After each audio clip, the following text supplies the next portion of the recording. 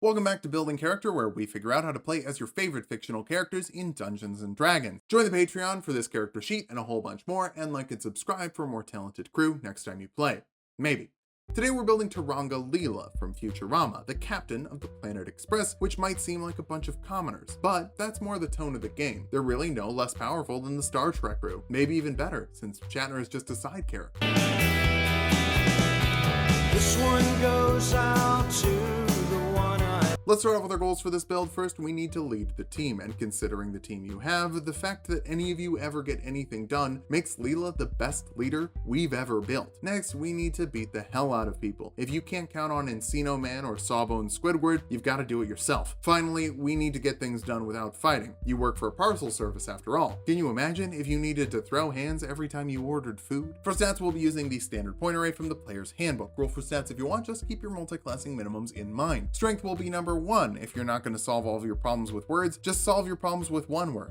Kicking. Dexterity next, you keep things pretty light, not just because it's a comedy, but also because you like tank tops. Charisma after that, leadership skills are even more important when your crew is drunk, disorderly, or lobster. Follow that up with Constitution. Dying in space is a big hassle. They'd have to deliver your body back to Earth, and they're much worse at delivering things when you're not there. Intelligence is a bit low. We can fix it up with some skills, and we'll dump Wisdom. Your depth perception is your biggest weakness. But there isn't a Cyclops race in Dungeons & Dragons, jotting that down for a fun homebrew idea, but for now, we'll do custom lineage. That'll let you grab a feat like Inspiring Leader, letting you give up to 6 creatures temporary HP equal to your total level plus your charisma modifier, so even if it's not a successful delivery, at least everyone won't die. Bump your strength with your 2 free points, take persuasion for your skill of choice, and the history and arcana skills from your background. Your last job was orienting people from cryo in the new millennium, but since you lost that job, also grab some vehicle proficiency from your background. Lots of settings have air vehicles, but if your DM doesn't, Sea Captain Leela or Caravan Leela would also be fine and fun substitutes. We'll kick things off as a rogue for the most skills we can have at level 1 with 4, like athletics, acrobatics, investigation, and intimidation. You can double your proficiency bonus to 2 skills with expertise like persuasion and history. They might not be the most roguey skills, but you're not a rogue for traditional rogue things, like sneak attack, which adds a d6 of damage to 1 attack per round as long as you have an ally within 5 feet of your target, or advantage on the roll, or if you're using a finesse or a ranged weapon. That's kind of the issue. Sometimes you'll use a pistol or something, but it's mostly kicking. If you want a lot of skill proficiencies for a roleplay heavy campaign though, picking rogue is power building, even if you don't use sneak attack. But just in case your DM makes you fight things, let's jump over to fighter for a fighting style like unarmed fighting. That'll let you deal 1d6 with 1 free hand, 1d8 with 2 free hands, and a d4 of damage to a creature you have grappled once per turn. Just because you don't hug often doesn't mean you're not good at it. Well, actually, if your hug is dealing damage, you're probably bad at hugs. You also get second wind, letting you heal 1d10 plus your fighter level as a bonus action once per short rest. Take a nap in the back. I'm sure Fry can steer the ship for an hour. Maybe Amy, actually, just for safety. Second level fighters get action surge, letting you make 2 actions in 1 turn once per short rest. Multitasking is an important part of the leadership process, but delegation is more important, and third level fighters can delegate, at least if they choose the Battlemaster archetype. Battlemasters get 4 superiority die that are d8s you can spend on 3 maneuvers. Commander Strike lets you use your bonus action to have a teammate use their reaction to make an attack and add a d8 superiority die to the damage. I've already written out Bender, but honestly, the rest of the crew is probably just commoners. Now, they're commoners that can deal a d8. Maneuvering attack lets you tell a friendly creature to move using their reaction after you hit someone. Their movement speed also doesn't provoke opportunity attacks. Probably a better idea to just tell the commoners to run away once the fighting starts, and you get to add a d8 of damage to your attack. It's just icing on the cake. Again though, you're probably mostly running a roleplay challenge. So tactical assessment lets you add your superiority die to a history, insight, or investigation check. If you find a clever solution, you can deliver the package without committing a murder. I believe in you, especially since as a student of war, you have proficiency with a set of artisan's tools like calligraphy. You can never fail with calligrapher's supplies. 4th level fighters get an ability score improvement, letting us round up those pesky odd numbers in strength and charisma. That's better punching and 2 more temporary HP per day, since Inspiring Leader also scales with your total level. 5th level fighters get an extra attack, letting you make 2 attacks instead of 1 with your action, or up to 4 with an action surge. That's 3 more attacks than you have eyes. 6th level fighters get another ability score improvement. I think we should keep bumping that charisma. Sure, your strength might make you better at fighting, but we're going to try our best not to fight. 7th level battle masters get to know their enemy, giving you 2 pieces of information about a creature after a minute of study, and whether you're better than, worse than, or equal to them in those regards. That's HP, AC, strength, dexterity, constitution, fighter levels, or total levels. Despite your monocular condition, you're pretty observant. You also get 2 more maneuvers and another superiority die. Commanding presence lets you add a d8 to a persuasion, intimidation, or performance check, probably just going to be one of the first 2. There are a few occasions where Leela does some singing, but it's generally not her thing. Distracting strike gives the next creature attacking someone advantage on their roll, and you add your d8 to the damage of your attack. Even with advantage, the rest of the party might not be all that helpful. 8th level fighters get another ability score improvement. Keep working on your charisma to get it on par with your strength. That should make you as valuable as a leader as you are as a fighter. Bouncing back over to rogue now, they'll get more leadership abilities in a bit, but for now, hunting action lets you dash, disengage, or hide as a bonus action. Wearing badass combat boots all the time has to give you some extra speed, right? 3rd level rogues can choose a roguish archetype, and masterminds are the best at being bossy because they're a master of tactics. That lets you help as a bonus action with a 30-foot range to delegate every round. You could actually mix distracting strike and help as a bonus action together to give 2 creatures advantage on an attack roll in 1 turn. You also get 2d6 sneak attack damage, but that's not what we need. 4th level rogues get another ability score improvement. Let's cap off our charisma score. We'll actually get more maneuvers that take advantage of it and keep the team from dying. 5th level rogues get uncanny dodge, letting you reduce incoming damage by half as long as you can see the attacker. You don't need to know exactly how far away from you they are, you just need to know that they're attacking you. Your sneak attack also bumps up to 3d6. 6th level rogues get another set of expertise. We'll go for athletics and investigation this time, which means that you're actually going to be one of the strongest characters we've ever built. Like, Leela can probably outmuscle the Hulk. Whoops. Also, pretty sure I'm going to get a few "not every character has to go to level 20" comments on this video, so I'll just remind everyone that I have no idea what level your DM's campaign is at. I'm always going to go to 20 because that's more fun for me, and it covers everything. If you're not going to 20, just stop at like 3 or whatever. 7th level rogues get evasion, letting you take half damage on failed dexterity saves and no damage on successful ones, giving you yet another way to keep yourself from dying. The Planet Express crew is pretty regularly accidentally saving the universe. Obviously, you need some defensive abilities. You definitely don't need 46 sneak attack damage though, but you could use it. 8th level rogues get another ability score improvement, so now we can cap off your strength score to punch people as hard as possible and as accurately as possible. Depth perception isn't an issue at melee range, at least not as much of an issue. We'll round this off with more fighter levels. 9th level fighters get Indomitable, letting you re-roll a failed saving throw once per long rest. You can even use these on death saving throws, though I always recommend using it to make sure you don't die in the first place. Every other person Fry ever loved is already dead. You don't need to continue that trend. 10th level battle masters get improved superiority, making your superiority die d10s instead of d8s and giving you 2 more options. Rally lets you give a creature temporary HP equal to your superiority die plus your charisma modifier. Keep in mind, temporary HP doesn't stack, so use this when someone's burned through their temporary HP from inspiring leader to get a weaker party member back to healthy status. Rippo C and the Pussycats lets you attack a creature that misses you with a reaction and add your superiority die to the damage, giving you a way to attack even if it's not your turn. 11th level fighters get another extra attack for 3 attacks in a round, or 6 with an action surge. Make all those maneuvering attacks and you can get Fry, Amy, Sonic, Knuckles, Tails, and Shadow out of dodge. Her capstone is the 12th level of fighter. For one last ability score improvement, bumping your dexterity or intelligence would feel pretty in character, but only getting +1 to 1 stat as your 20th level ability is kind of sad. So I'm unofficially recommending the tough feat for 40 more HP. I think it's still pretty in character and much more useful. The graphic is still going to say ability score improvement. Now that we've hit level 20, let's figure out how viable this build is. First, we built you to be a leader, and you have so many leadership abilities, with 6 superiority die per short rest and maneuvers to guide your team, with permanent speedy help and extra range from Mastermind. You're also loaded up with skills to avoid combat altogether. Finally, I didn't mean to make you the strongest character we've ever made, but your athletics check is +17, so grappling, pushing, and carrying checks are going to be very easy. For weaknesses, unarmed attacks, can't use sneak attack, and you're all about unarmed attacks. There's nothing stopping you from equipping yourself with a finesse weapon and using your strength, but then you should have just grabbed a different fighting style. You're also lacking wisdom, one of the most common and nasty saving throws in the game. Finally, you don't have magical damage, although your DM will probably give you some. So 2 of your 3 weaknesses are just flavor choices. That means you're an excellent captain. Work harder than your team, make your team work harder. Otherwise, you're probably just going to end up doing